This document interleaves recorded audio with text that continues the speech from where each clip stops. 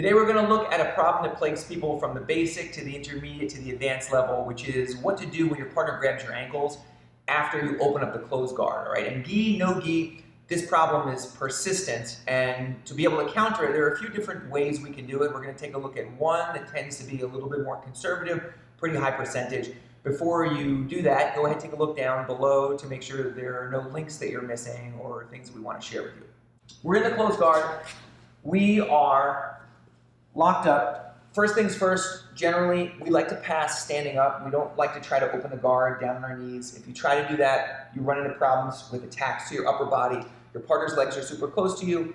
If I'm naive here and I just kind of start to open the guard, it's too easy for my partner to start to look to hit things like triangles and arm locks. And if I'm just kind of chilling out here, he can hit like a hip high sweep, for instance, and get his head up above my head. And now I'm in a battle of head height, and I've got to worry about all of those sorts of things. As a rule, we like to stand up. It's not the only way of passing, but it's one of the ways that we prefer. I'm going to put my hands on the inside of my partner's biceps, all right? So when you're inside the closed guard, first place we go, hands to the biceps. Then from here, we're going to stand up. Our focus today is not really on guard passing, so just quickly, we're going to look to bring our feet underneath us. We're going to walk our body up. Now, a lot of times, a common response from your partner is to grab your two ankles here. So even if I succeed in opening the guard, I find that my partner, it's very easy for him to drop his hips, place them inside here, pinch his knees, start to knock me backwards, and then from here, my guard pass led me to end up on my back, and I don't really want that. Or sometimes your partner will put the feet on your hips here, and then really kind of power you backwards, pushing backwards like this. Whether the feet are here resting on your hips or the knees are inside here, they're both pretty big problem because your partner's stabilizing, they're pulling with their hands. So if you try to adjust your balance by walking backwards, you're just going into their resistance, and before long, they're going to knock you down and you'll have to deal with getting back up on top. When we feel our partner is looking to grip our ankles, the first thing we're focusing on here to avoid the push sweep is preventing our hips from going backwards and our head going forwards.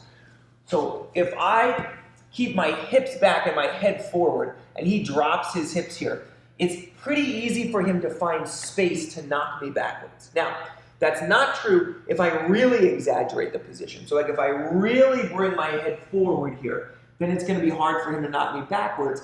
But a lot of times you'll find that it's difficult to pass from there and your partner can switch off to leg attacks.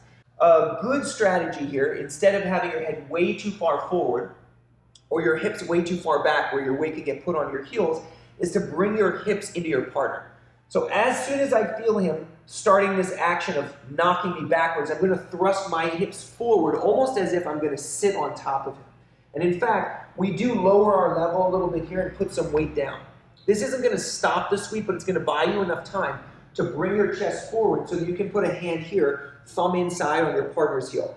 Now we can cut the corner a little bit by driving our partner's leg off to the side, bringing their knees together. That brings us close enough to hug the head, and from here, we pass the guard the way that we intended to do from the beginning. We stand up, inside biceps, we're up, partner grabs the ankles here. As he drops his hips, if my head rises in anticipation of having passed the guard, my weight goes onto my heels, I'm going to get knocked backwards every time. It's true that you could counter by walking all the way forward, but sometimes this gives you other sorts of problems with people who elect to invert or start to look to elevate you up over the top, hobbling their legs to the inside. Instead of either extreme, head back, head forward, instead we're going to go head up and hips forward here. This is going to allow us to take one of our partner's legs forward, putting our thumb inside, and clearing the legs off to the side. You can see now that his two knees are together. From this position, we can begin to crowd our partner, hug the head, and now we're in a place where we can pass the guard with relative ease. Let's watch it one more time. 1, 2, 3. We come up, we bring our hips forward, and we crowd our partner, sinking our weight down on them. Now we can clear the leg across. From here, you made it past, and now you're into your attack series from the top position. So this isn't too complicated, but it does go back to core principles. Your partner, in order to be able to knock you backwards, has to be able to shift your weight from your toes to your heels. And when they do that, you'll find that when your hips go back, your body is going to go back. It's going to be difficult to avoid the sweep. Your partner's got good contact at your heels, so it makes life very challenging. If you can, counter that by keeping your hips forward, focusing on your weight over your partner's legs, you'll find a much better chance of being able to clear that leg, move it to the inside, pass it off, and then from there, once your partner's knees are together, you're free and clear to pass the guard, landing in the cross-side position. Okay, hopefully this was helpful for you. You enjoyed it, and if you did, let us know. Thanks a lot. We'll see you soon.